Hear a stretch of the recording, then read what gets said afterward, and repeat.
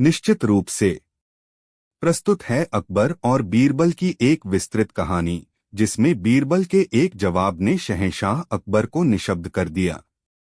यह कहानी लगभग एक शब्दों में है, जो उस प्रसिद्ध घटना के पीछे की परिस्थितियों, मनोवैज्ञानिक पहलुओं और दरबार की राजनीति को गहराई से दर्शाती है।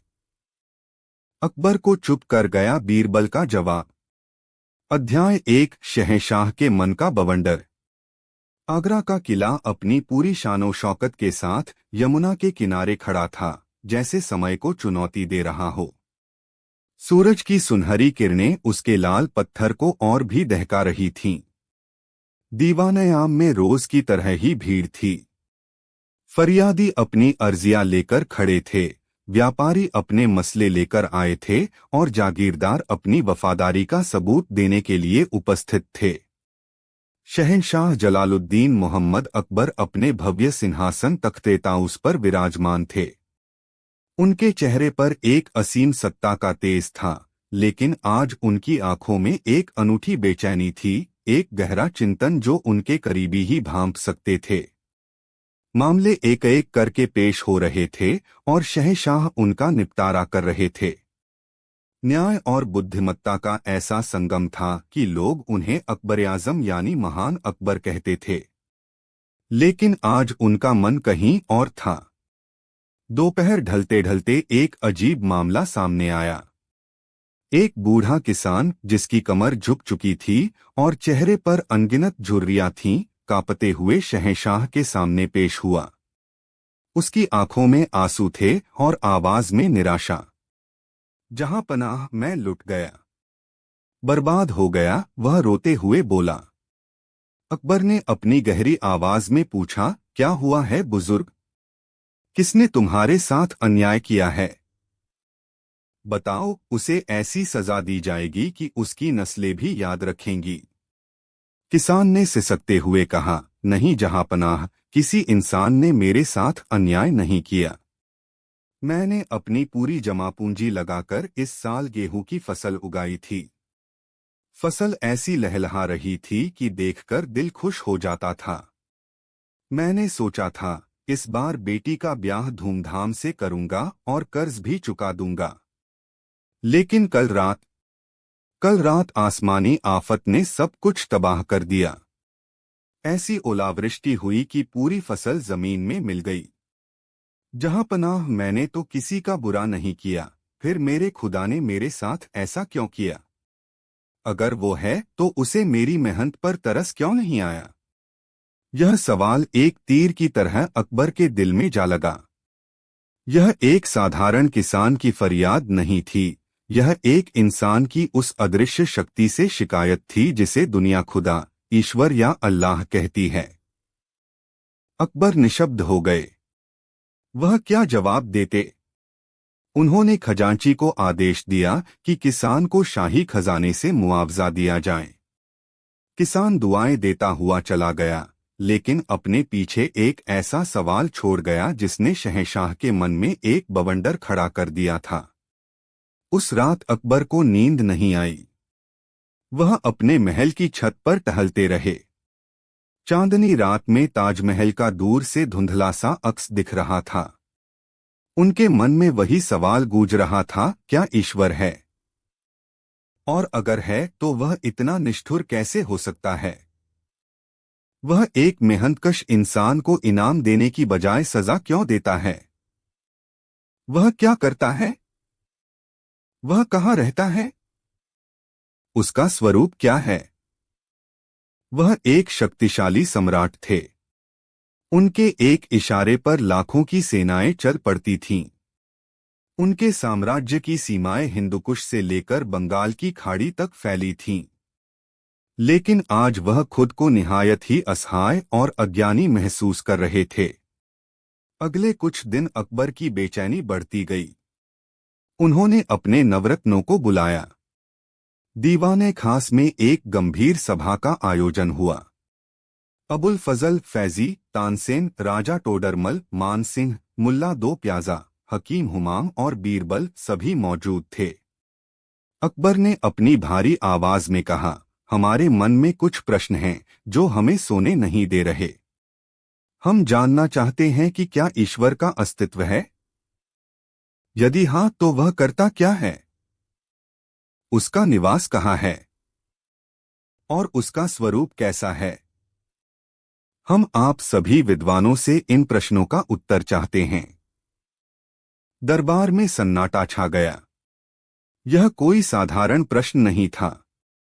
यह दर्शन, धर्म और अस्तित्व का सबसे गहरा सवाल था। अबुल फजल और फैजी जैसे विद्वानों ने वेदों, कुरान और अन्य धर्म ग्रंथों के हवाले से लंबे चौड़े भाषण दिए। उन्होंने ईश्वर की सर्वव्यापकता, उसकी असीम शक्ति और उसके निराकार स्वरूप की व्याख्या की। लेकिन ये सब किताबी बातें थीं। वे अकबर के मन को छू नहीं पा रही थीं। वे तर्क और सिद्धांतों में उलझे थे, जबकि अकबर को एक सरल, सीधा और अनुभवजन्य उत्तर चाहिए था। मुल्ला दो प्याजा, जो बीरबल से हमेशा ईर्ष्या करते थे, आगे बढ़े और बोले, जहांपनाह, यह विषय अक्ल से परे है। यह केवल आस्था का विषय है। आप बस मान लीजिए कि अल्लाह है और वह जो करता है भले के लिए ही करता है। अकबर झुंझला गए। मुल्ला, अगर हर चीज मान ही लेनी है तो बुद्धि और विवेक का क्या काम? हम एक सम्राट हैं, हम सुनी सुनाई बातों पर यकीन नहीं कर सकते। हमें ठोस जवाब चाहिए। सभी दरबारी चुप हो गए। उनकी नजरें अब उस व्यक्ति पर टिकी थीं जो अब तक खामोश था, बीरबल। अकबर ने बीरबल की ओर देखा। बीरबल, तुम चुप क्यों हो? क्या तुम्हारे पास हमारे प्रश्नों का कोई उत्तर नहीं है?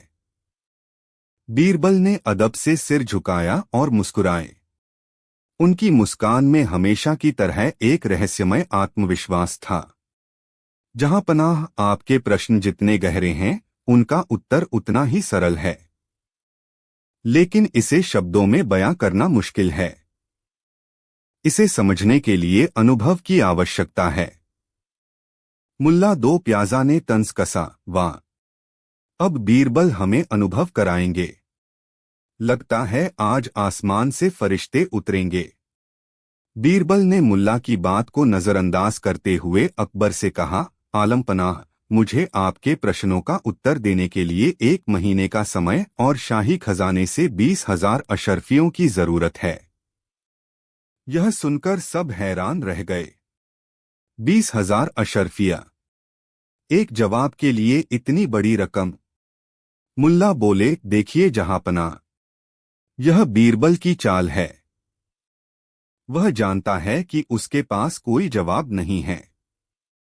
वह यह रकम लेकर रफूचक्कर हो जाएगा। अकबर ने एक पल के लिए बीरबल की आंखों में देखा। उन्हें वहां छल नहीं, बल्कि एक योजना दिखाई दी। उन्होंने कहा, ठीक है बीरबल, तुम्हें 1 महीने का समय और 20,000 अशर्फियां दी जाती हैं। लेकिन याद रहे, अगर तुम हमें संतुष्ट नहीं कर पाए तो तुम्हारा सिर कलम कर दिया जाएगा। बीरबल ने मुस्कुराते हुए शर्त मंजूर कर ली। जहांपनाह, अगर मैं आपके मन की शंका का समाधान न कर सका तो यह सिर आपके किसी काम का नहीं। दरबार बर्खास्त हुआ। बीरबल 20,000 अशर्फियां लेकर चले गए और पूरे आगरा में यह खबर आग की तरह फैल गई। लोग तरह तरह की बातें करने लगे।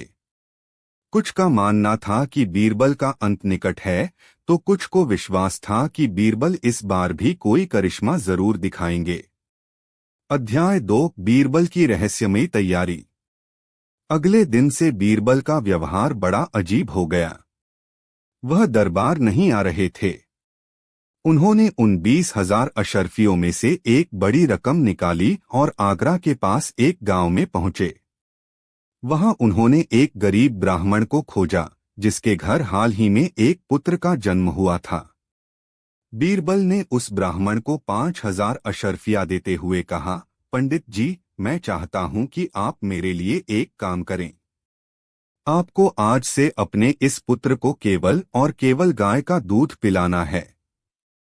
अन्न का एक दाना भी उसके मुंह में नहीं जाना चाहिए। उसे किसी और से मिलने जुलने भी नहीं देना है। बस आप और आपकी पत्नी उसकी देखभाल करेंगे। जब यह बच्चा 1 महीने का हो जाएगा तब मैं आऊंगा। क्या आप यह कर सकते हैं?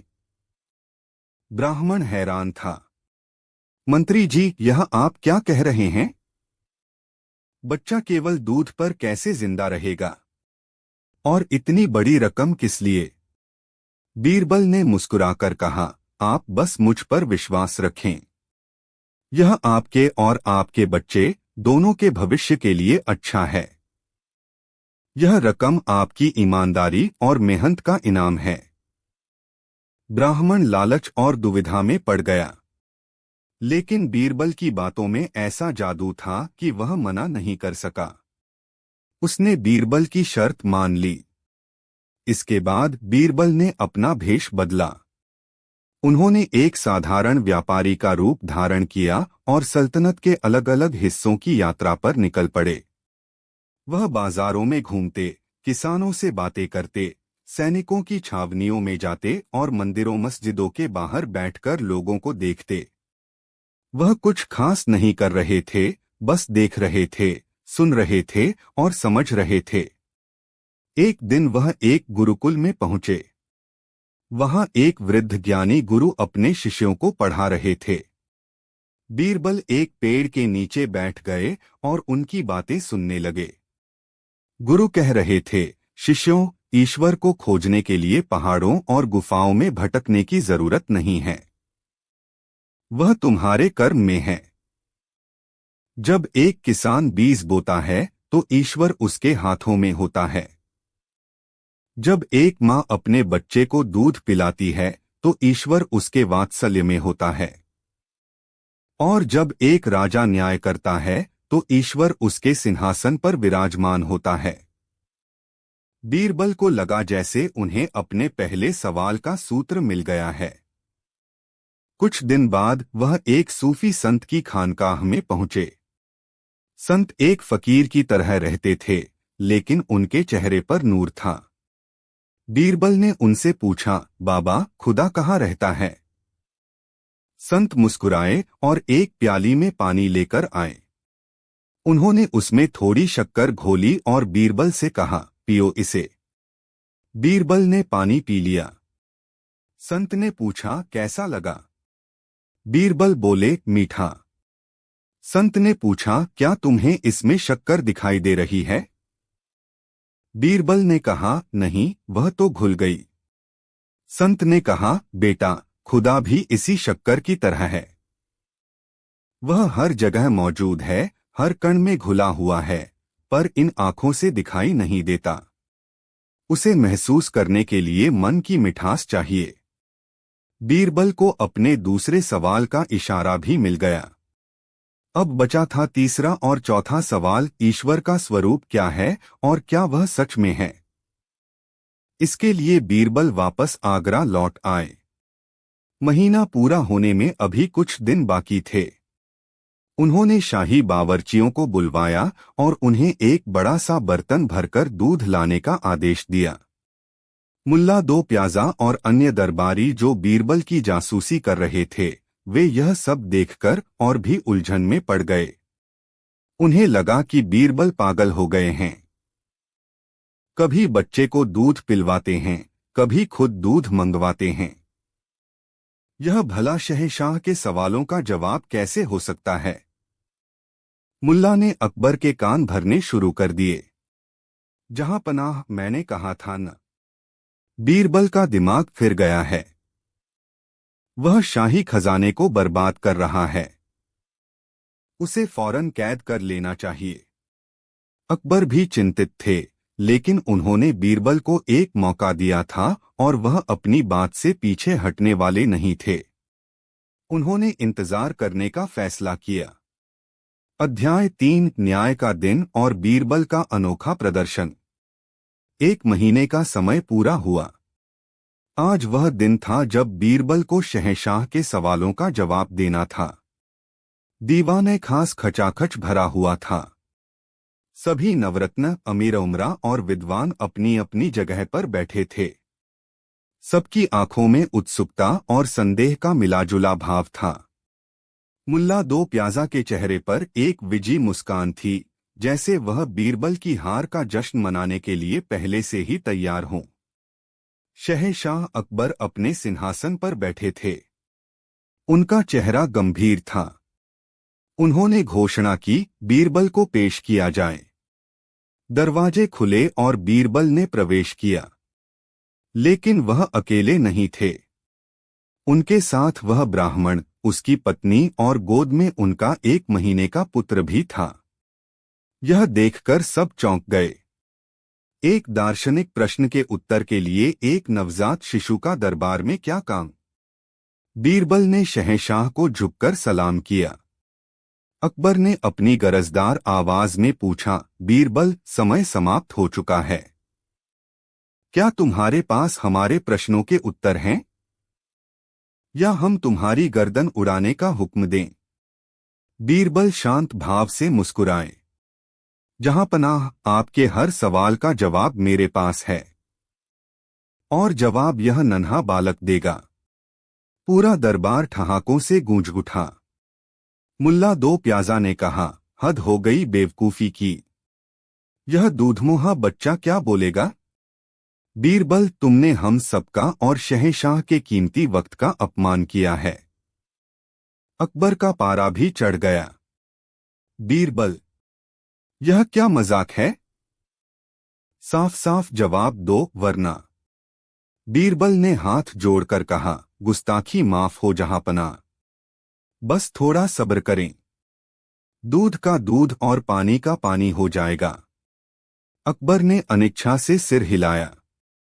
पहला प्रश्न, ईश्वर क्या करता है? बीरबल ने कहा, जहांपनाह, आपका पहला सवाल था, ईश्वर क्या करता है। इसका जवाब देने से पहले मैं आपसे एक सवाल पूछना चाहता हूं। आप इस महान हिंदुस्तान के शहंशाह हैं। आपको शहंशाह किसने बनाया? अकबर ने गर्व से कहा, हमारी किस्मत ने, हमारी तलवार की ताकत ने और हमारे पूर्वजों की विरासत ने। बीरबल ने कहा, बिल्कुल सही जहांपनाह। लेकिन क्या ईश्वर एक साधारण किसान के बेटे को हिंदुस्तान का शहंशाह बना सकता है? अकबर ने सोचा और कहा, हाँ, अगर वह चाहे तो कुछ भी कर सकता है। वह असंभव को संभव कर सकता है। बीरबल ने सिर झुकाकर कहा, बस जहांपनाह, यही आपके पहले सवाल का जवाब है। ईश्वर असंभव को संभव करता है। वह रंक को राजा और राजा को रंक बना सकता है। यही उसका मुख्य काम है। दरबार में एक पल के लिए शांति छा गई। बात तो सही थी, लेकिन अकबर पूरी तरह संतुष्ट नहीं थे। यह तो एक बड़ी बात हुई, बीरबल। लेकिन वह हर रोज क्या करता है? जैसे हम और तुम हर रोज कुछ न कुछ करते हैं। बीरबल मुस्कुराए। उसके लिए आपको इस बच्चे की ओर देखना होगा। जहांपनाह, इस बच्चे ने जन्म से लेकर आज तक अन्न का एक दाना नहीं खाया। यह केवल अपनी मां और गाय के दूध पर जीवित है। उन्होंने बच्चे की मां से पूछा, देवी, क्या यह सच है? महिला ने सिर हिलाकर हामी भरी। बीरबल ने कहा, जहांपनाह, गाय घास खाती है। वह उस घास को दूध में बदल देती है। मां उस दूध को पीती है और उसका शरीर उस दूध को अपने बच्चे के लिए अमृत में बदल देता है। यह बच्चा उस दूध को पीकर जीवन और शक्ति पाता है। तो ईश्वर हर रोज क्या करता है? ईश्वर घास को दूध में और दूध को जीवन में बदलता है। वह एक छोटे से बीज को एक विशाल पेड़ बनाता है। वह पानी को भाप और भाप को बादल बनाता है, जिससे वर्षा होती है। यह जो निरंतर रूपांतरण और सृजन का चक्र चल रहा है, यही ईश्वर का रोज का काम है। यह सुनकर अकबर की आंखें खुल गईं। कितना सरल और गहरा जवाब था। उन्होंने कभी इस नजरिए से सोचा ही नहीं था। दूसरा प्रश्न, ईश्वर कहाँ रहता है? अकबर ने कहा, मान लिया बीरबल। अब हमारे दूसरे सवाल का जवाब दो। ईश्वर रहता कहाँ है? बीरबल ने उस नन्हे बच्चे की ओर इशारा किया और उससे प्यार से पूछा, बेटा, तुम जो मीठा मीठा दूध पीते हो, जिससे तुम्हें ताकत मिलती है, वह कहाँ है? बच्चा अभी बोलना नहीं सीखा था। उसने अपनी माँ की ओर देखा, फिर अपने छोटे से पेट पर हाथ रखकर मुस्कुरा दिया। बीरबल ने शहंशाह की ओर देखा। जहां पनाह, जवाब मिल गया। इस बच्चे के लिए दूध ही उसका सब कुछ है, उसका जीवन, उसकी ऊर्जा। और वह दूध उसके अंदर है। इसी तरह ईश्वर हर प्राणी के अंदर रहता है। जब एक भूखे को रोटी मिलती है, तो उस रोटी में ईश्वर होता है। जब एक प्यासे को पानी मिलता है, तो उस पानी की बूंदों में ईश्वर होता है। जब एक फरियादी को न्याय मिलता है, तो जहां पनाह, आपके इंसाफ में ईश्वर होता है। वह किसी एक मंदिर, मस्जिद या महल में नहीं, बल्कि हर उस दिल में रहता है जो कृतज्ञता महसूस करता है, और हर उस हाथ में जो मदद के लिए उठता है। अकबर इस जवाब से और भी प्रभावित हुए। यह किसी भी किताबी ज्ञान से 1000 गुना बेहतर था। तीसरा प्रश्न, ईश्वर का स्वरूप कैसा है? अकबर की उत्सुकता बढ़ती जा रही थी। अद्भुत, बीरबल। अब बताओ, उस ईश्वर का स्वरूप कैसा है? वह दिखता कैसा है? बीरबल ने अपने सेवक को इशारा किया। सेवक एक बड़ा सा मिट्टी का बर्तन लेकर आया, जो दूध से लबालब भरा था। बीरबल ने अकबर से पूछा, जहां पनाह, क्या आप इस दूध में घी देख सकते हैं? अकबर ने बर्तन में झांक कर कहा, नहीं, इसमें तो सिर्फ दूध है। बीरबल ने कहा, लेकिन घी तो इसी में है, जहां पनाह। बस उसे देखने के लिए दूध को जमाना होगा, फिर उसे मथना होगा। तब मक्खन निकलेगा और उस मक्खन को तपाने पर घी का शुद्ध स्वरूप सामने आएगा।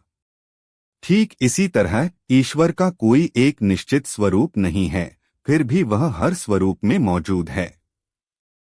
उसे सीधे सीधे इन आँखों से नहीं देखा जा सकता। उसे देखने के लिए मन को साधना और कर्म से मथना पड़ता है। बीरबल ने आगे कहा, ईश्वर का स्वरूप एक माँ के वात्सल्य में है, एक संत के ज्ञान में है, एक सैनिक के शौर्य में है, और एक राजा के न्याय में है। जब आप किसी जरूरतमंद की मदद करते हैं, तो आपके हाथों में उसका स्वरूप प्रकट होता है। जब आप सत्य बोलते हैं, तो आपकी वाणी में उसका स्वरूप झलकता है। वह निराकार है, फिर भी हर आकार में वही है। दरबार में पिनड्रॉप साइलेंस था। मुल्ला दो प्याजा का मुंह खुला का खुला रह गया था। हर कोई बीरबल की बुद्धिमानी पर दंग था। चौथा और अंतिम प्रश्न, क्या ईश्वर सच में है? अब अकबर अपने अंतिम और सबसे महत्वपूर्ण सवाल पर आए। उनकी आवाज में अब पहले जैसी कठोरता नहीं, बल्कि एक शिष्य जैसी जिज्ञासा थी। बीरबल, तुमने सब कुछ बता दिया, पर इन सब का आधार क्या है? हमें कैसे यकीन हो कि ईश्वर सच में है? इसका क्या प्रमाण है? बीरबल ने एक गहरी सांस ली। उन्होंने किसी वस्तु या व्यक्ति की ओर इशारा नहीं किया। उन्होंने बस अपनी आंखों से पूरे दरबार को देखा और फिर शहंशाह की आंखों में झांका। जहां पनाह, आपने प्रमाण मांगा है। प्रमाण आपके चारों ओर है। यह जो ब्रह्मांड चल रहा है, सूरज का समय पर निकलना और डूबना, मौसम का बदलना, धरती का घूमना, यह व्यवस्था ही सबसे बड़ा प्रमाण है। एक छोटा सा बीज अपने अंदर एक विशाल पेड़ का पूरा नक्शा लेकर पैदा होता है, यह क्या किसी चमत्कार से कम है? लेकिन सबसे बड़ा प्रमाण, जहां पनाह, आप स्वयं हैं। अकबर चौंक गए। हम कैसे? बीरबल ने कहा, जहां पनाह, जब उस गरीब किसान की फसल ओलों से बर्बाद हुई तो आपके मन में पीड़ा क्यों हुई? आपने उसे शाही खजाने से मुआवजा क्यों दिया? यह जो आपके अंदर करुणा और न्याय की भावना है, यही ईश्वर के होने का सबसे बड़ा प्रमाण है। जब आप अपनी प्रजा के दुहक से दुहखी होते हैं और उनके सुख में सुखी होते हैं, तो आप ईश्वर की भूमिका ही तो निभा रहे होते हैं। ईश्वर कोई बाहरी शक्ति नहीं है जिसे खोजा जाए जहांपना। वह हमारे अंदर की अच्छाई है, हमारी चेतना है, हमारा विवेक है। जब हम उस विवेक की आवाज सुनकर कर्म करते हैं तो हम ईश्वर के अस्तित्व को प्रमाणित करते हैं। आपने मुझसे प्रमाण मांगा था और मैंने आपके सामने उस ब्राह्मण को प्रस्तुत किया जिसने गरीबी के बावजूद लालच में आकर अपने बच्चे को नुकसान नहीं पहुंचाया। मैंने आपके सामने उस बच्चे को प्रस्तुत किया जो पूरी तरह से प्रकृति और माँ के भरोसे पर जीवित है। और अंत में मैं आपके सामने आपको ही प्रस्तुत कर रहा हूँ, जो एक सम्राट होते हुए भी एक साधारण किसान के दुहक से विचलित हो गए। यही भावना, यही करुणा, यही न्याय, यही ईश्वर है जहांपना। और यह बिल्कुल सच है। उपसंहार। शहंशाह की खामोशी। बीरबल के शब्द दीवाने खास की दीवारों से टकराकर गूंज रहे थे। हर शब्द में तर्क था, अनुभव था और एक ऐसी सच्चाई थी जिसे कोई काट नहीं सकता था। शहंशाह अकबर अपनी जगह पर जड़ हो गए थे। उनकी आंखें खुली थीं, पर वह कहीं गहरे विचारों में खोए हुए थे। उन्होंने किसी धर्मग्रंथ का उद्धरण नहीं सुना था, न ही कोई जटिल दार्शनिक सिद्धांत। उन्होंने जीवन के सबसे सरल उदाहरणों से अस्तित्व के सबसे बड़े रहस्य को समझ लिया था। उन्हें समझ आ गया था कि ईश्वर को खोजना नहीं है, ईश्वर को जीना है। अपने कर्मों में, अपने न्याय में, अपनी प्रजा के प्रति अपनी जिम्मेदारी में। उनके चेहरे पर जो बेचैनी और शंका के बादल थे, वे अब छंट चुके थे। उनकी जगह एक गहरी शांति और समझ ने ले ली थी। वह बीरबल के जवाबों से इतने अभिभूत थे कि उनके मुंह से एक शब्द भी नहीं निकल रहा था। वह कुछ कहना चाहते थे, शायद बीरबल की प्रशंसा करना चाहते थे, उन्हें इनाम देना चाहते थे, लेकिन उनके पास शब्द ही नहीं थे। वह बस चुपचाप एकटक बीरबल को देखते रहे। उनकी आंखों में प्रशंसा, कृतज्ञता और सम्मान का ऐसा भाव था जो हजारों शब्दों और लाखों अशर्फियों से भी बढ़कर था। पूरा दरबार खामोश था।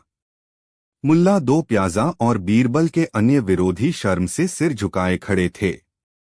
आज बीरबल ने केवल अपनी बुद्धि से नहीं, बल्कि अपनी गहरी समझ और मानवतावादी दृष्टिकोण से सबको परास्त कर दिया था। अकबर कुछ देर बाद धीरे से अपने सिंहासन से उठे। वह बीरबल के पास आए। उन्होंने कुछ नहीं कहा, बस अपना हाथ बीरबल के कंधे पर रखा और हल्के से दबाया। उस एक स्पर्श में एक सम्राट का अपने सबसे बुद्धिमान मंत्री के प्रति असीम विश्वास और सम्मान छिपा था। फिर वह बिना एक शब्द कहे धीमे कदमों से दीवाने खास से बाहर चले गए। उनकी यह खामोशी किसी भी भाषण से ज्यादा प्रभावशाली थी। यह हार की खामोशी नहीं थी, यह ज्ञान प्राप्ति की खामोशी थी।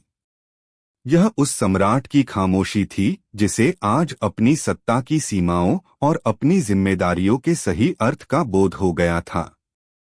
बीरबल के एक जवाब ने शहंशाह अकबर को हमेशा के लिए चुप कर दिया था, उस प्रश्न पर जिसका उत्तर अब उन्हें अपने भीतर ही मिल चुका था। और उस दिन के बाद अकबर ने और भी अधिक न्याय, करुणा और विवेक के साथ शासन किया, क्योंकि वह जान चुके थे कि एक राजा का सिंहासन ईश्वर की सबसे बड़ी अमानत होता है। वाह! यह एक शानदार विचार है। दरबार में बीरबल की हाजिर जवाबी और बुद्धिमत्ता पर शब्दों की एक विस्तृत कहानी प्रस्तुत है। यह कहानी न केवल एक किस्सा है, बल्कि एक संपूर्ण उपन्यासिका है जिसमें षड्यंत्र, रहस्य, मानवीय भावनाएं और बीरबल का अतुलनीय चातुर्य शामिल है। अध्याय 1 अशांति की छाया। आगरा का किला अपनी पूरी शानो शौकत से दमक रहा था। यमुना नदी के किनारे खड़ा यह किला मुगल सल्तनत की ताकत और समृद्धि का जीता जागता प्रतीक था। शहंशाह जलालुद्दीन मोहम्मद अकबर का दरबार दीवान-ए-आम खचाखच भरा हुआ था। रेशम और मखमल के परिधानों में सजे अमीर, उमरा, मनसबदार और विदेशी राजदूत शहंशाह के सामने अदब से बैठे थे। हवा में कीमती इत्र और मसालों की मिलीजुली सुगंध तैर रही थी। लेकिन इस बाहरी चमकदमक के पीछे एक गहरी चिंता की लकीर शहंशाह अकबर के माथे पर खिंची हुई थी। पिछले कुछ महीनों से सल्तनत में अजीब घटनाएं हो रही थीं। पहली नजर में ये घटनाएं अलग अलग लगती थीं, लेकिन उनकी आवृत्ति और प्रकृति अकबर को बेचैन कर रही थी। सबसे बड़ी समस्या थी सल्तनत के खजाने में हो रही रहस्यमयी कमी। शाही खजांची मीर कासिम हर हफ्ते जो हिसाब पेश करते थे, उसमें सब कुछ दुरुस्त लगता था। कागजों पर हर आय और व्यय का लेखा जोखा था, फिर भी खजाने की असल संपत्ति घटती जा रही थी। जैसे कोई अदृश्य दीमक सल्तनत की नींव को खोखला कर रहा हो। दूसरी समस्या थी राजधानी और आसपास के सूबों में फैल रही अफवाहें। कोई कहता कि शहंशाह अब गैर मुस्लिमों पर ज्यादा मेहरबान हो गए हैं और इस्लाम खतरे में है। कोई कहता कि राजपूतों को दी गई रियायतें सल्तनत को कमजोर कर रही हैं। ये अफवाहें हवा में जहर घोल रही थीं, लोगों के दिलों में शक और नफरत के बीज बो रही थीं। तीसरी और सबसे हालिया घटना ने शहंशाह को सबसे ज्यादा परेशान किया था। अवध के सूबेदार ने खबर भेजी थी कि उनके इलाके में कुछ बागी गुट सक्रिय हो गए हैं, जो किसानों को शाही लगान न देने के लिए भड़का रहे हैं। इन बागियों के पास नए और बेहतरीन हथियार थे, जो आम डाकुओं के पास नहीं हो सकते थे। अकबर ने अपनी गहरी, रौबदार आवाज में कहा, मेरे वफादार अमीरों, आज दरबार किसी जश्न के लिए नहीं, बल्कि एक गंभीर मसले पर गौर करने के लिए लगा है। हमारी सल्तनत पर एक अनदेखी मुसीबत की छाया मंडरा रही है। खजाना खाली हो रहा है, आवाम में जहर घोला जा रहा है और बगावत की चिंगारियां सुलग रही हैं। हमने अपने सबसे काबिल मंत्रियों को इस मामले की तहकीकात का जिम्मा सौंपा था। मीर कासिम इनायत खान, क्या कोई सुराग मिला? शाही खजांची मीर कासिम, एक लंबा, दुबला-पतला आदमी जिसकी आंखों में हमेशा एक चालाकी भरी चमक रहती थी, आगे आया। उसने झुककर सलाम किया और बोला, आलमपनाह, हमने पूरी कोशिश की। खजाने के हर सिक्के का हिसाब मौजूद है। शायद हाल ही में हुए युद्धों और अकाल राहत कार्यों की वजह से खर्च बढ़ा है। उसके बाद इनायत खान, अकबर का एक वरिष्ठ मंत्री जो अपनी रूढ़िवादी सोच और बीरबल से गहरी ईर्ष्या के लिए जाना जाता था, बोला, जहां पनाह, अफवाहों का क्या है, ये तो हवा की तरह होती हैं। कुछ नासमझ लोग आपकी सुलह कुल की नीति को समझ नहीं पा रहे हैं। रही बात अवध की, तो वहां के सूबेदार को और फौज भेजकर सख्ती से बगावत कुचल देनी चाहिए।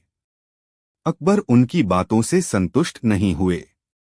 उन्हें महसूस हो रहा था कि ये लोग या तो समस्या की जड़ तक पहुंच नहीं पा रहे हैं, या फिर जानबूझकर उसे नजरअंदाज कर रहे हैं। उनकी नजरें दरबार में उस शख्स को ढूंढने लगीं जो हमेशा मुश्किलों में उन्हें रास्ता दिखाता था।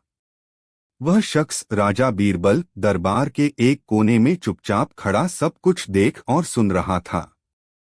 उसके चेहरे पर हमेशा की तरह एक शांत मुस्कान थी, लेकिन उसकी आंखें गहरी और पारखी थीं, जो हर चेहरे के पीछे छिपे भावों को पढ़ लेती थीं। अकबर ने कहा, इनायत खान, सख्ती से मसले हल होते तो आज यह नौबत ही न आती। हमें बीमारी की जड़ तक पहुंचना है, सिर्फ लक्षणों का इलाज नहीं करना। फिर उनकी नजरें बीरबल पर टिकीं। बीरबल, तुम इस बारे में क्या सोचते हो? तुम इतने खामोश क्यों हो? सारा दरबार बीरबल की ओर घूम गया। इनायत खान और उसके साथियों के चेहरों पर व्यंग्य की मुस्कान थी। उन्हें लगता था कि यह मसला बीरबल की लतीफ़ों और हाजिर जवाबी की दुनिया से बहुत बड़ा है। बीरबल आगे आए। उन्होंने शहंशाह को 3 बार झुककर सलाम किया और अपनी चिरपरिचित विनम्रता से कहा, जहांपनाह, मैं खामोश इसलिए था क्योंकि मैं गौर से सुन रहा था। जब बड़े बड़े हकीम बीमारी पर चर्चा कर रहे हों तो एक साधारण वैद्य को चुप रहना ही शोभा देता है। इनायत खान ने तंज कसा, तो क्या अब तुम इस बीमारी का इलाज करोगे बीरबल? यह कोई पहेली नहीं है जिसे तुम अपनी बातों के जाल से सुलझा दोगे। बीरबल मुस्कुराए। इनायत खान जी, कभी कभी सल्तनत की सबसे बड़ी समस्याएं भी एक उलझी हुई पहेली की तरह ही होती हैं। उन्हें तलवार से नहीं, अक्ल से सुलझाना पड़ता है। उन्होंने अकबर की ओर मुड़कर कहा, आलमपनाह, ये तीनों समस्याएं, खाली होता खजाना, फैलती भरोसेमंद जासूस, अफवाहें और बगावत की चिंगारी अलग अलग नहीं हैं। ये एक ही पेड़ की 3 शाखाएं हैं, जिसकी जड़ें बहुत गहरी और अंधेरे में छिपी हुई हैं। अकबर की आंखों में चमक आ गई। साफ साफ कहो बीरबल। हुजूर, बीरबल ने कहा, कोई है जो हमारी सल्तनत की दौलत चुरा रहा है। उसी दौलत से वह लोगों को खरीदकर आपके खिलाफ अफवाहें फैलवा रहा है और उसी दौलत से वह बागियों को हथियार मुहैया करा रहा है ताकि सल्तनत में अशांति फैले। यह एक बहुत बड़ा और सुनियोजित षड्यंत्र है। दरबार में कानाफूसी का शोर गूंज उठा। बीरबल की बात इतनी सीधी और तर्कपूर्ण थी कि उसे नकारा नहीं जा सकता था। इनायत खान ने फिर विरोध किया, यह सब सिर्फ तुम्हारा अनुमान है बीरबल। इसका कोई सबूत नहीं है। तुम बिना किसी आधार के दरबार में सनसनी फैला रहे हो। सबूत तो ढूंढने से मिलते हैं खान साहब, बीरबल ने शांति से जवाब दिया। वे महल के कालीन के नीचे या शाही किताबों के पन्नों के बीच छिपे नहीं मिलेंगे। उन्हें ढूंढने के लिए हमें उन जगहों पर जाना होगा जहां सल्तनत की नब्ज धड़कती है, बाजारों में, सरायों में, आम लोगों के बीच। अकबर ने गहरी सांस ली।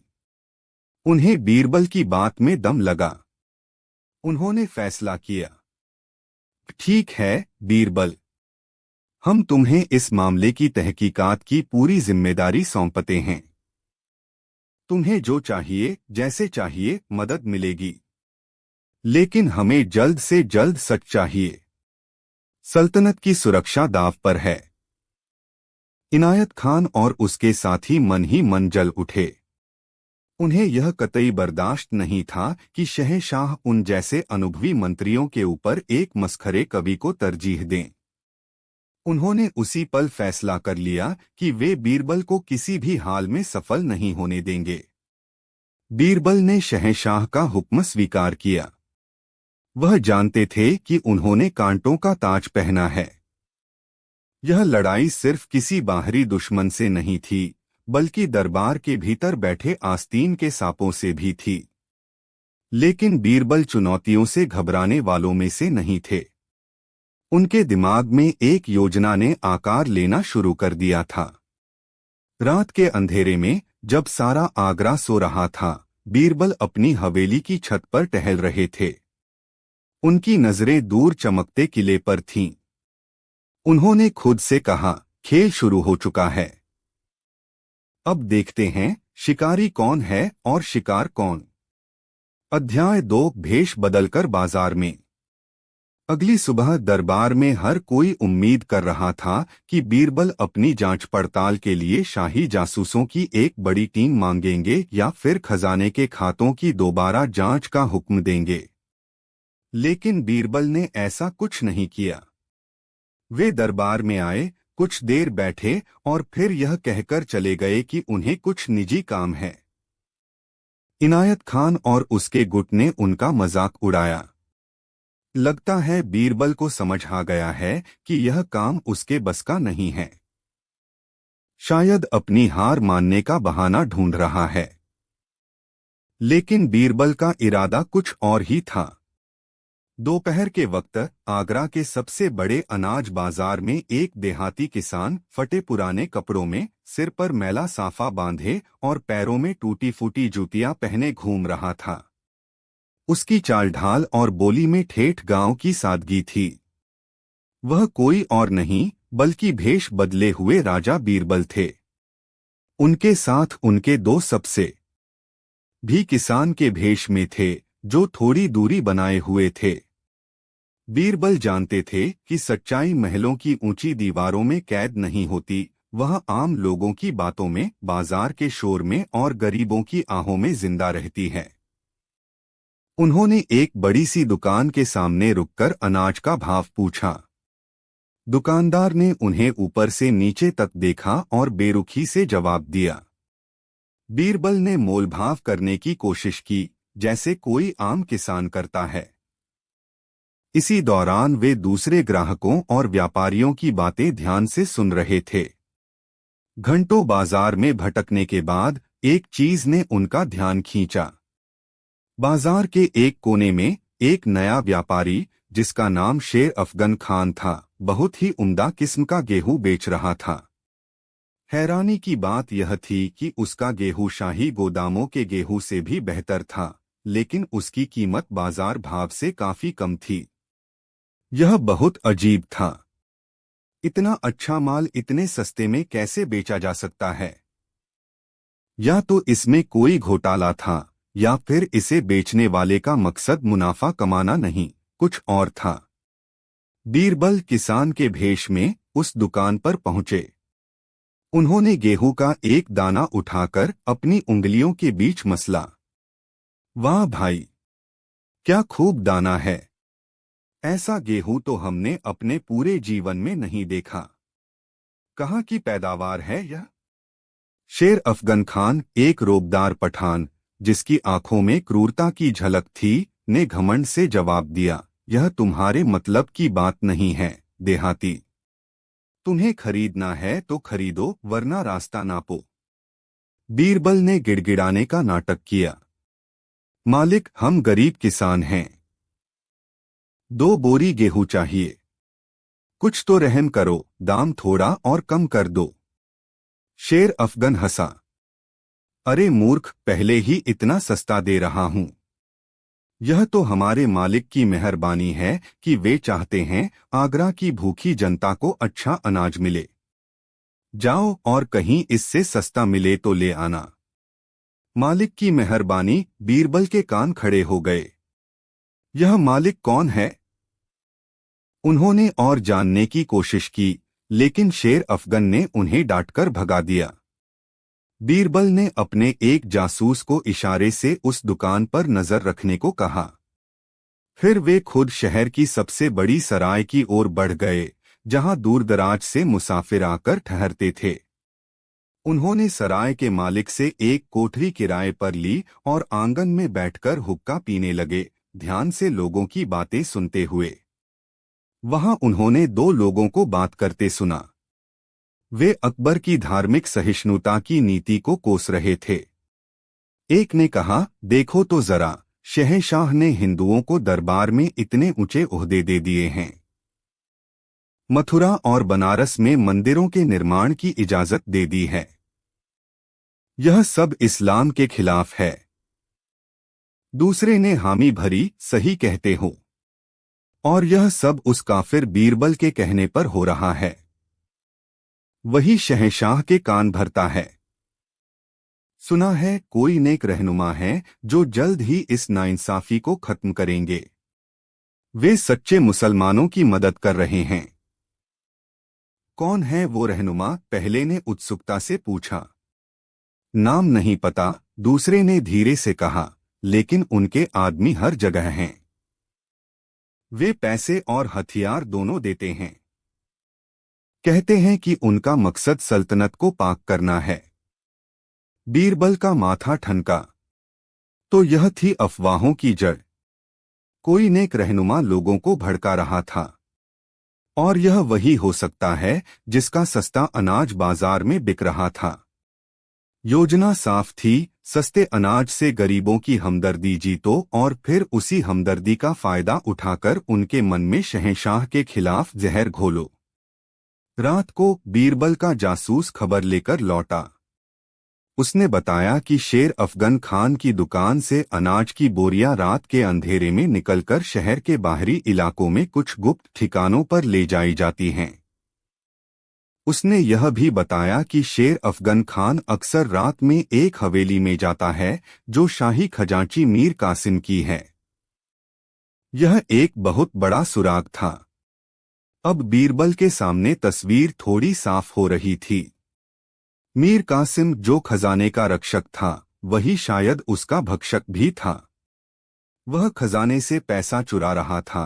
उस पैसे से पड़ोसी राज्य मालवा से सस्ता अनाज खरीद रहा था, क्योंकि इतना अच्छा अनाज हिंदुस्तान में और कहीं उपलब्ध नहीं था, और फिर उस अनाज को आगरा में बेचकर दोहरा खेल खेल रहा था। एक तरफ वह लोगों की नज़र में मसीहा बन रहा था, दूसरी तरफ वह उन्हीं लोगों को शहंशाह के खिलाफ भड़का रहा था। अवध में बागियों को हथियार भी शायद उसी ने मुहैया करवाए थे। लेकिन यह सब अभी भी एक थ्योरी थी। बीरबल को ठोस सबूत चाहिए थे। मीर कासिम एक बहुत ऊंचे पद पर था। बिना अकाट्य प्रमाण के उस पर हाथ डालना मतलब मधुमक्खी के छत्ते में हाथ डालने जैसा था। शहंशाह भी शायद यकीन न करते। बीरबल को अब एक ऐसा जाल बिछाना था जिसमें सिर्फ छोटी मछलियां नहीं बल्कि मगरमच्छ खुद आकर फंसे। उन्हें एक ऐसी चाल चलनी थी जो षड्यंत्रकारियों को अपनी खोल से बाहर आने पर मजबूर कर दे। उनके दिमाग में एक साहसिक और उतनी ही जोखिम भरी योजना कौंध गई। एक ऐसी योजना जो अगर सफल हुई तो सारे राज खोल देगी, लेकिन अगर विफल हुई तो बीरबल की साख और शायद जान भी ले सकती थी। उन्होंने मुस्कुराते हुए आसमान की ओर देखा। मीर कासिम साहब, अब आपकी बारी है। अध्याय 3 शाही दावत का जाल। अगले दिन बीरबल सीधे शहंशाह अकबर के निजी कक्ष दीवाने खास में पहुंचे। अकबर चिंतित अवस्था में टहल रहे थे। बीरबल को देखकर उन्होंने उत्सुकता से पूछा, कोई खबर बीरबल? क्या कुछ पता चला? बीरबल ने झुककर सलाम किया। आलमपनाह धुंध छंटने लगी है, लेकिन अभी भी बहुत कुछ अंधेरे में है। मुझे यकीन है कि इस षड्यंत्र के तार हमारे दरबार के भीतर तक जुड़े हुए हैं। अकबर चौंके। क्या मतलब? क्या कोई अमीर इसमें शामिल है? हुजूर, शक करना आसान है। अकबर बीरबल की दूरदर्शिता को समझ गए। यह एक मनोवैज्ञानिक खेल था। एक ऐसा नाटक मंचित करना था जिसमें हर किरदार अपना असली चेहरा खुद ब खुद दिखा दे। लेकिन बीरबल, यह बहुत जोखिम भरा है, अकबर ने चिंता जताई। अगर हमारी योजना विफल हो गई तो? आलमपनाह सल्तनत पहले ही जोखिम में है। कभी कभी बड़ी बीमारी के इलाज के लिए कड़वी दवा पीनी ही पड़ती है। आप मुझ पर भरोसा रखें। जश्न की हर गतिविधि मेरी निगरानी में होगी। मेरा जाल तैयार है, बस शिकार के आने का इंतजार है। अकबर ने एक लंबी सांस ली। उन्होंने अपने सबसे बुद्धिमान मंत्री पर भरोसा करने का फैसला किया। ठीक है बीरबल, जैसा तुम कहो। आज शाम दीवान-ए-आम में इसका ऐलान कर दिया जाएगा। शाम को जब दरबार लगा तो शहंशाह अकबर ने जश्न आगरा और 50,000 सोने की मोहरों के इनाम का ऐलान किया। ऐलान सुनते ही पूरे दरबार में सनसनी फैल गई। सभी अमीर और मंत्री हैरान थे। इनायत खान अपनी जगह से खड़ा हुआ। गुस्ताखी माफ जहांपनाह, लेकिन यह फैसला समझ से परे है। जब सल्तनत आर्थिक तंगी से गुजर रही है, तब इतना बड़ा जश्न मनाना और इतनी भारी रकम इनाम में देना कहाँ की बुद्धिमानी है। कई अन्य मंत्रियों ने भी इनायत खान का समर्थन किया। लेकिन जिस शख्स की प्रतिक्रिया देखने के लिए बीरबल सबसे ज्यादा उत्सुक थे, वह था मीर कासिम। शाही खजांची होने के नाते उसे सबसे पहले और सबसे जोर से विरोध करना चाहिए था। लेकिन मीर कासिम चुप रहा। उसके चेहरे पर कोई भाव नहीं था, लेकिन बीरबल ने उसकी आंखों में एक पल के लिए लालच और विजय की एक क्षणिक चमक देख ली थी, जिसे उसने बड़ी फुर्ती से छिपा लिया। बीरबल समझ गए, तीर सही निशाने पर लगा है। अकबर ने अपनी रौबदार आवाज में सभी को चुप कराया। यह हमारा हुक्म है। हमने फैसला बहुत सोच समझकर किया है। सल्तनत की शान और शौकत में कोई कमी नहीं आनी चाहिए। जश्न की तैयारियां शुरू की जाएं। दरबार बर्खास्त हो गया। जैसे ही अमीर बाहर निकले, इनायत खान ने बीरबल को रोक लिया। वाह बीरबल, मान गए तुम्हारी अक्ल को। खजाने को तबाह करने का इससे अच्छा तरीका नहीं हो सकता था।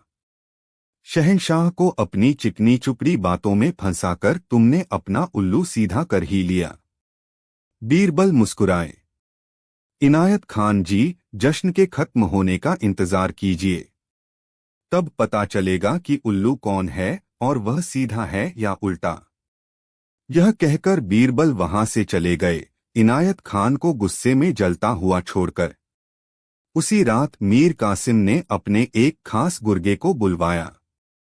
जश्न की खबर मालवा के सुल्तान तक पहुंचा दो। उनसे कहो कि यह हमारे लिए सुनहरा मौका है। जब पूरा आगरा जश्न में डूबा होगा, तब हम अपना बचा हुआ खजाना यहां से निकालकर मालवा की सीमा तक पहुंचा देंगे। साथ ही अवध में हमारे लोगों को संदेश भेज दो कि वे हमले के लिए तैयार रहें। जैसे ही खजाना सीमा पार करेगा, वे बगावत का ऐलान कर देंगे। आगरा में अफरातफरी मच जाएगी और शहंशाह कुछ समझ ही नहीं पाएंगे। मीर कासिम की आंखों में सत्ता का सपना तैर रहा था। उसे लगा कि बीरबल ने अपनी बेवकूफी से उसका काम और भी आसान कर दिया है। वह नहीं जानता था कि वह बीरबल के बिछाए शतरंज की बिसात पर एक मोहरा बनकर चल रहा था और हर चाल उसे शह और मात के करीब ला रही थी। जश्न आगरा का मंच सज चुका था और अब बस अंतिम अंक का पर्दा उठना बाकी था। अध्याय 4, जश्न और षड्यंत्र। जश्न आगरा की शुरुआत पूरी धूमधाम से हुई। पूरा शहर दुल्हन की तरह सजाया गया था। दिन में हाथियों और घोड़ों की दौड़ होती, पहलवानों की कुश्तियां होती और बाजीगर अपने करतब दिखाते। रात में किला हजारों मशालों और दियों की रोशनी में नहा जाता। दीवान-ए-आम में महफिलें सजतीं, जहां देश के कोने कोने से आए शायर और संगीतकार अपना हुनर पेश करते। शहंशाह अकबर सिंहासन पर बैठते, उनके चेहरे पर मुस्कान होती, लेकिन उनकी नजरें हमेशा बीरबल को खोजतीं, जो किसी न किसी कोने में खड़े, हर चीज पर पैनी निगाह रखे हुए थे। जश्न के पहले कुछ दिन बीरबल ने खुद को पर्दे के पीछे रखा। उनके जासूस, जो अब बावर्ची, मशालची, भिश्ती और नर्तकी के भेष में थे, पूरे किले में फैले हुए थे। वे हर बात, हर फुसफुसाहट पर कान लगाए हुए थे। मीर कासिम और इनायत खान खुद को शहंशाह का सबसे बड़ा वफादार साबित करने में कोई कसर नहीं छोड़ रहे थे। मीर कासिम ने जश्न के खर्चों का ऐसा शानदार प्रबंधन दिखाया कि कागजों पर सब कुछ एकदम सही लग रहा था। इनायत खान हर महफिल में शहंशाह की शान में कसीदे पढ़ता और उनकी सुलह कुल की नीति की तारीफों के पुल बांध देता, वही नीति जिसकी वह हमेशा मुखालफत करता था। बीरबल यह सब देखकर मन ही मन मुस्कुरा रहे थे।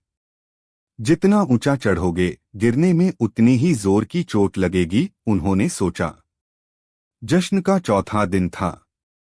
बीरबल को उनके एक जासूस, जो शाही अस्तबल में साइस का काम कर रहा था, ने एक महत्वपूर्ण सूचना दी।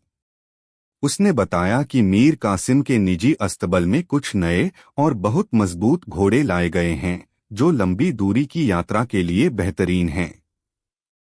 और उन घोड़ों के साथ कुछ बड़ी बड़ी संदूकें भी आई हैं, जिन्हें बहुत हिफाजत से रखा गया है।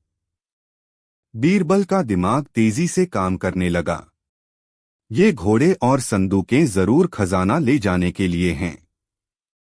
उसी शाम बीरबल भेष बदलकर मीर कासिम की हवेली के पास की एक गली में छिप गए।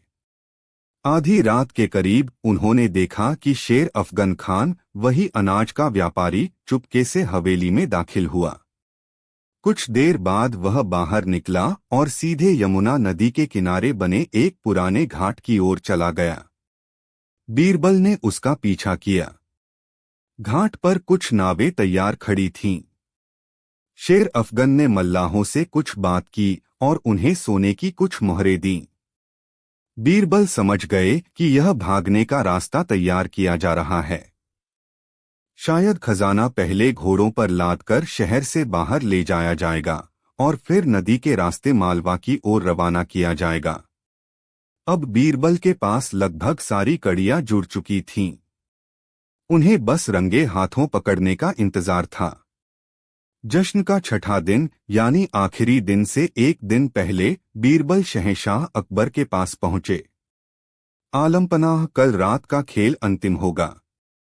हमारे षड्यंत्रकारी कल रात को ही अपनी चाल चलेंगे, जब हर कोई जश्न के समापन की तैयारी में मशगूल होगा। हमें क्या करना है? बीरबल अकबर ने पूछा। उनकी आवाज में तनाव साफ झलक रहा था। हुजूर, आपको बस सामान्य व्यवहार करना है। कल रात दीवान-ए-आम में होने वाली महफिल खास में आपको पूरी तरह से डूबे रहना है। आपको दिखाना है कि आपको किसी बात की भनक नहीं है। बाकी काम मुझ पर और मेरे लोगों पर छोड़ दीजिए। बीरबल ने अपनी पूरी योजना अकबर को समझाई। कैसे उनके सैनिक सादे कपड़ों में शहर के हर निकास द्वार और यमुना के घाटों पर तैनात रहेंगे। कैसे एक विशेष दस्ता मीर कासिम की हवेली पर नजर रखेगा। अकबर ने पूछा, लेकिन तुम उन्हें दरबार में बेनकाब कैसे करोगे? बीरबल मुस्कुराए। जहांपनाह, हाजिर जवाबी का असली मजा तभी है जब वह सही समय और सही जगह पर हो। कल दरबार में जो होगा उसे सल्तनत हमेशा याद रखेगी। कल शब्दों की ताकत तलवार की धार से ज्यादा तेज साबित होगी। वह रात मीर कासिम और उसके साथियों के लिए बेचैनी भरी थी। उन्हें लग रहा था कि वे अपनी मंजिल के बहुत करीब हैं। उन्हें इस बात का अंदाजा भी नहीं था कि उनका हर कदम बीरबल की निगरानी में है। इनायत खान भी इस षड्यंत्र में पूरी तरह शामिल था। उसे वादा किया गया था कि नई सल्तनत में उसे वज़ीर-ए-आज़म का पद दिया जाएगा।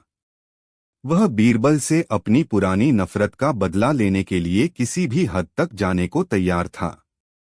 कल का सूरज आगरा के इतिहास में एक नया अध्याय लिखने वाला था। एक ऐसा अध्याय जहां बीरबल की हाजिर जवाबी और बुद्धिमत्ता का ऐसा धमाल मचने वाला था जो दोस्तों निश्चित रूप से प्रस्तुत है जब बीरबल ने चोर को उसका चेहरा दिखाया की कहानी शब्दों के विस्तृत और कल्पनाशील विस्तार के साथ। अध्याय 1, शहंशाह-ए-नूर की चमक। आगरा का किला अपनी पूरी भव्यता के साथ चांदनी रात में नहाया हुआ था। यमुना नदी के किनारे स्थित यह विशाल दुर्ग मुगल साम्राज्य की शक्ति, समृद्धि और कला का जीता जागता प्रतीक था। आज की रात कुछ खास थी।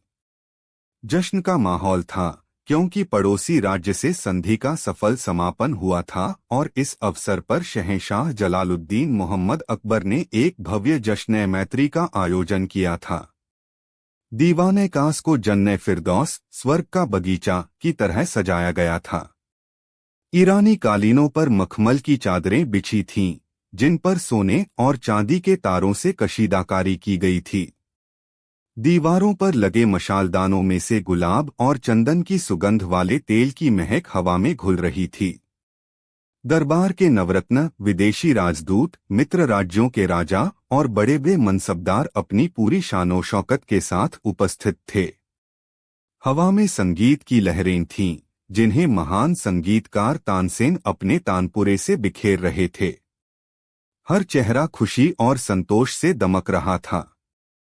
इस जश्न का केंद्र बिंदु थे स्वयं शहंशाह अकबर, जो अपने रत्नजड़ित सिंहासन पर विराजमान थे। लेकिन आज उनकी आंखों की चमक का कारण केवल जश्न नहीं था।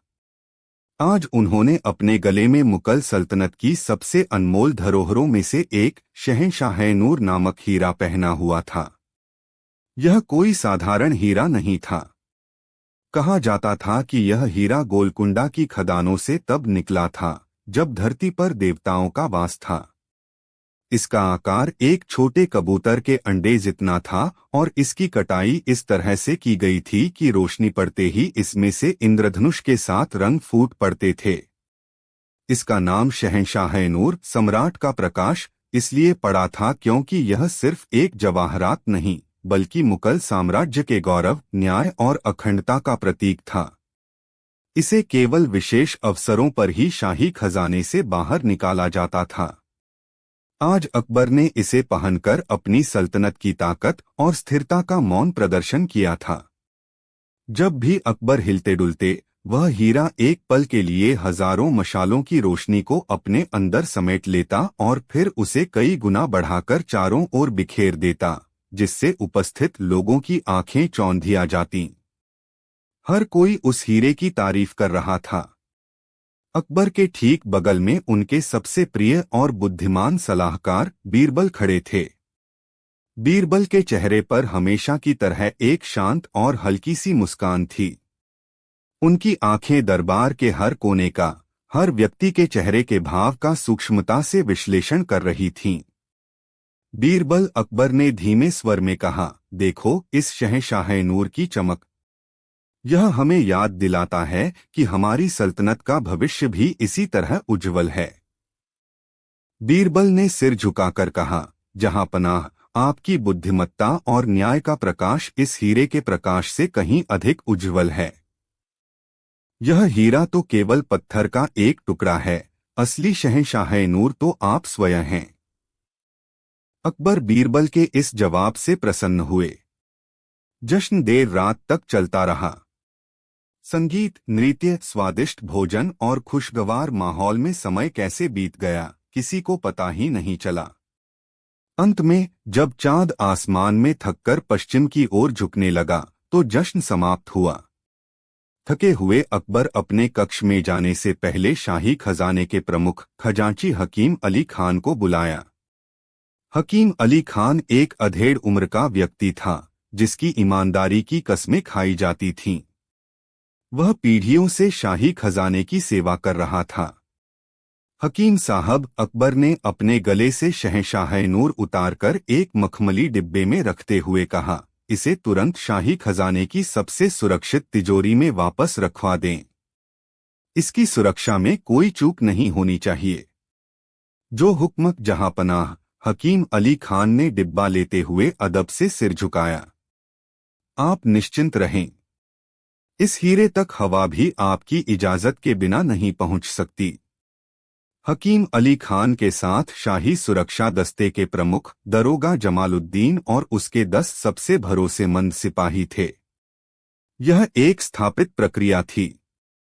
जब भी कोई बेशकीमती वस्तु खजाने में रखी या निकाली जाती, खजांची और सुरक्षा प्रमुख दोनों मौजूद रहते थे। उन्होंने उस मखमली डिब्बे को लिया और खजाने की ओर बढ़ गए, जो किले के सबसे सुरक्षित और भीतरी हिस्से में स्थित था।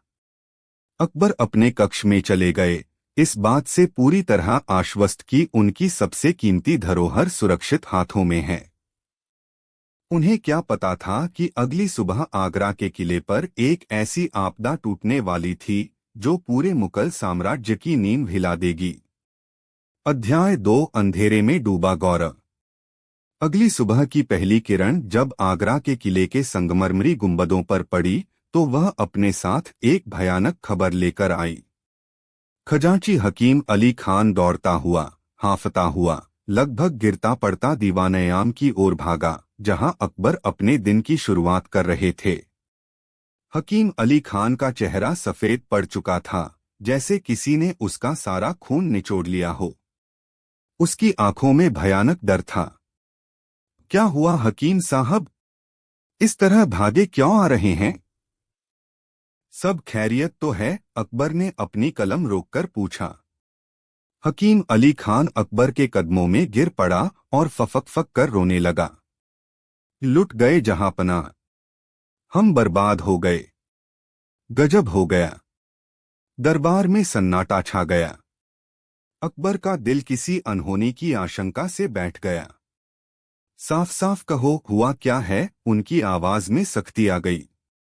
जहांपनाह, शहंशाह नूर, चोरी हो गया। यह शब्द नहीं थे, जैसे किसी ने पिघला हुआ सीसा अकबर के कानों में डाल दिया हो। एक पल के लिए उन्हें विश्वास ही नहीं हुआ। क्या बकवास करते हो? यह नामुमकिन है। शाही खजाना किले का सबसे सुरक्षित स्थान है। वहां 3-3 तालों वाली 7 तिजोरियों के अंदर उसे रखा गया था। हर ताले की चाबी अलग अलग लोगों के पास होती है। खजाने के बाहर हर समय 50 सैनिकों का पहरा रहता है। कोई परिंदा भी पर नहीं मार सकता। सच है जहांपनाह, तभी दरोगा जमालुद्दीन भी वहां आ पहुंचा। उसका चेहरा भी उतरा हुआ था। मैंने खुद अपनी आंखों से देखा है। तिजोरी का मुख्य ताला टूटा नहीं है, उसे चाबी से ही खोला गया है। अंदर की 6 और तिजोरियों के साथ भी ऐसा ही हुआ है। मखमली डिब्बा खाली पड़ा है। हीरा गायब है। अकबर का चेहरा क्रोध से लाल हो गया। वह सिंहासन से उठे और उनकी दहाड़ पूरे दीवाने आम में गूंज गई। यह कैसे हो सकता है? इसका मतलब यह किसी बाहरी का काम नहीं है। यह किसी भीतरी व्यक्ति की गद्दारी है। किसी ऐसे की जिसे खजाने के हर राज का पता था। किसी ऐसे की जिस पर हम आंख मूंदकर भरोसा करते थे। उनकी नजर हकीम अली खान और जमालुद्दीन पर पड़ी। तुम दोनों इस सुरक्षा के लिए जिम्मेदार थे।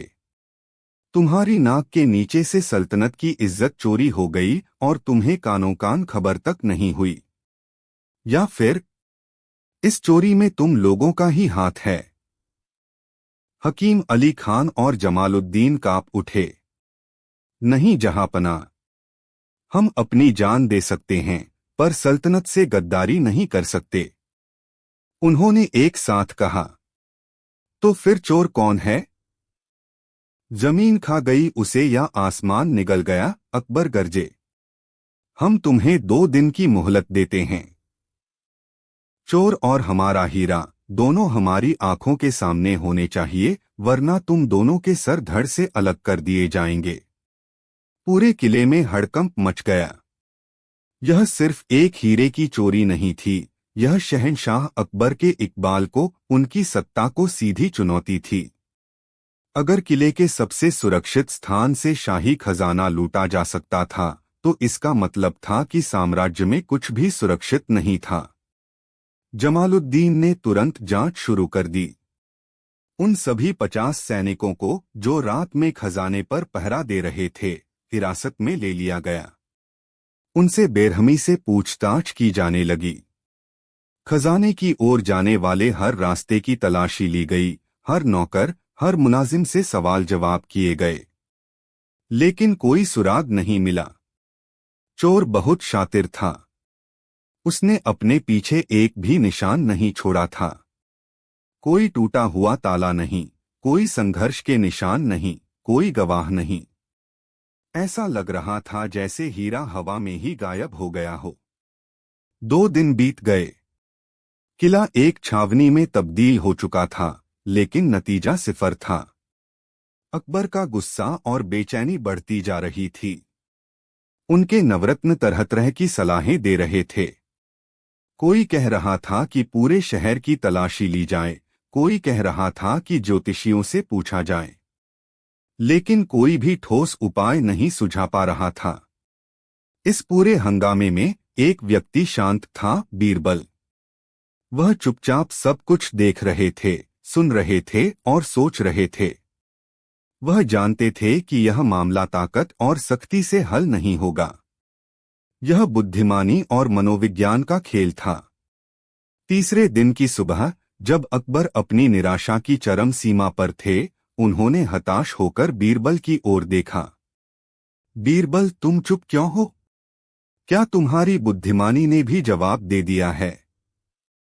क्या तुम नहीं देख रहे कि मुगल सल्तनत की नाक कट गई है? बीरबल ने अदब से सिर झुकाया।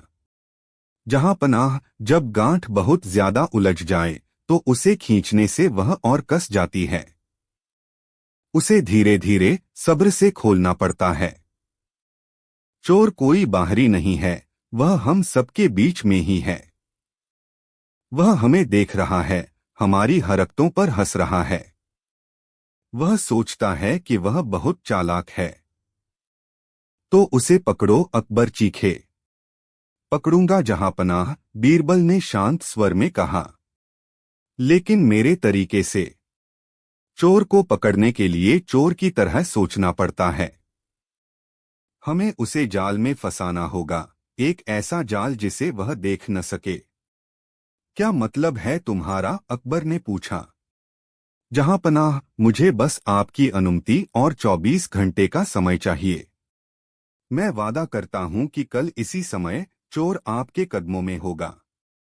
अकबर ने एक पल के लिए बीरबल की आंखों में देखा। वहां एक आत्मविश्वास की चमक थी। अकबर के पास अब कोई और चारा भी नहीं था। उन्होंने एक गहरी सांस ली और कहा, ठीक है बीरबल, हमने तुम्हें 24 घंटे दिए। लेकिन याद रखना, अगर तुम नाकामयाब हुए तो हमारा क्रोध किसी को भी नहीं बख्शेगा। मुझे मंजूर है जहांपनाह, बीरबल ने कहा और दरबार से बाहर निकल गए। सबकी निगाहें अब बीरबल पर टिक गई थीं। क्या वह सच में एक ऐसे चोर को पकड़ पाएंगे जिसका कोई अस्तित्व ही नजर नहीं आ रहा था? अध्याय 3, बीरबल का मनोवैज्ञानिक जाल। बीरबल दरबार से निकलकर सीधे उस अस्तबल की ओर गए जहां शाही घोड़े रखे जाते थे। उन्होंने अस्तबल के रखवाले से बात की। हमें एक गधा चाहिए, बीरबल ने कहा। लेकिन कोई आम गधा नहीं। एक ऐसा गधा जो बूढ़ा हो, शांत हो और शोर न मचाता हो। रखवाला हैरान था। गधा?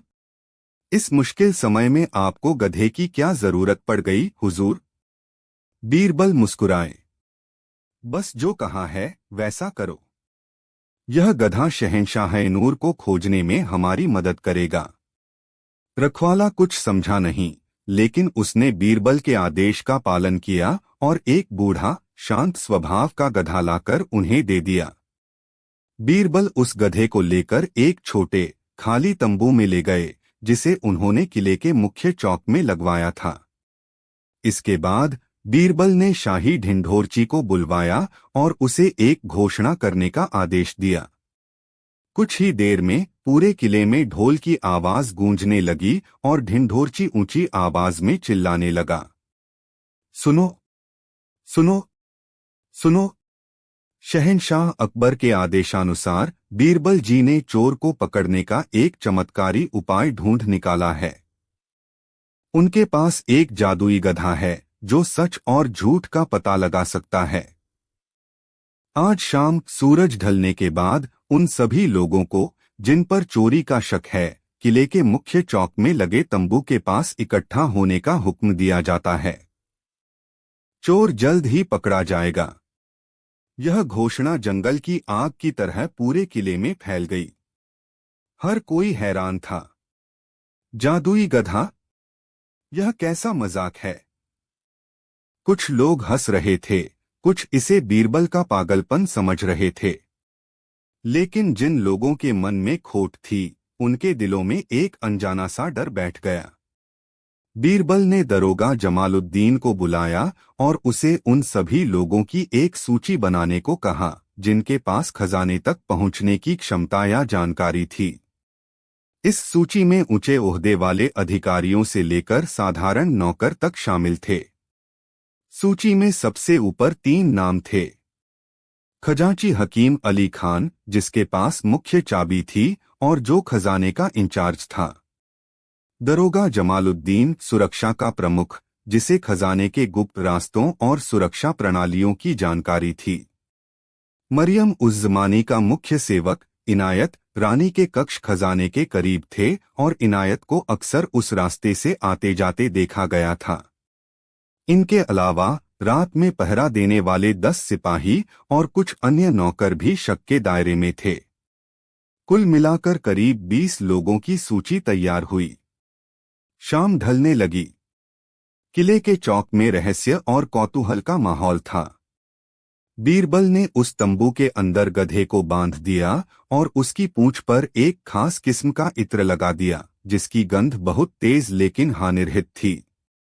फिर वह तंबू के बाहर आकर खड़े हो गए। अकबर भी अपने कुछ भरोसेमंद मंत्रियों के साथ वहां मौजूद थे। वह भी समझ नहीं पा रहे थे कि बीरबल करने क्या वाले हैं। बीरबल, यह सब क्या है? उन्होंने फुसफुसाकर पूछा। क्या तुम एक गधे से चोर पकड़ोगे? लोग हम पर हंसेंगे। बीरबल ने मुस्कुराकर जवाब दिया, जहां पनाह, सब्र करें। कभी कभी सबसे बड़ी समस्याओं का हल सबसे आसान तरीकों में छिपा होता है। यह गधा जादुई नहीं है, लेकिन इंसान का डर और उसका अपराधी मन बहुत जादुई होता है। जब सभी संदिग्ध व्यक्ति वहां जमा हो गए तो बीरबल ने ऊंची आवाज में कहा, आप सब लोग यहाँ इसलिए बुलाए गए हैं क्योंकि शहंशाह नूर की चोरी में आप में से ही किसी एक का हाथ है। इस तंबू के अंदर मेरा जादुई गधा खड़ा है। आप सब एक एक करके तंबू के अंदर जाएंगे। अंदर घना अंधेरा है। आपको बस अंदर जाकर गधे की पूंछ को छूना है और बाहर आ जाना है। उन्होंने एक पल का विराम लिया। उनकी नजरें हर एक संदिग्ध के चेहरे पर घूम रही थीं। यह गधा चमत्कारी है। जो निर्दोष होगा उसके साथ यह कुछ नहीं करेगा, लेकिन जैसे ही असली चोर इसकी पूंछ को छुएगा, यह गधा जोर जोर से रेंकने लगेगा और हम चोर को पकड़ लेंगे। यह सुनकर वहां खड़े लोगों में कानाफूसी शुरू हो गई। यह योजना जितनी अजीब थी उतनी ही डरावनी भी लग रही थी, खासकर उन लोगों के लिए जो अंधविश्वासी थे। हकीम अली खान ने आगे बढ़कर कहा, बीरबल जी, यह क्या बचकाना हरकत है। हम सल्तनत के इज्जतदार ओहदेदार हैं और आप हमसे एक गधे की पूंछ छुआएंगे। बीरबल ने शांति से जवाब दिया, हकीम साहब, जो निर्दोष है उसे डरने की क्या जरूरत है। यह तो बस सच को सामने लाने का एक तरीका है, और यह शहंशाह का हुक्म है। अकबर ने सिर हिलाकर बीरबल की बात का समर्थन किया।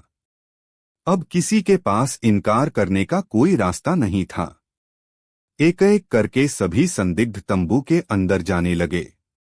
तंबू में वाकई घना अंधेरा था।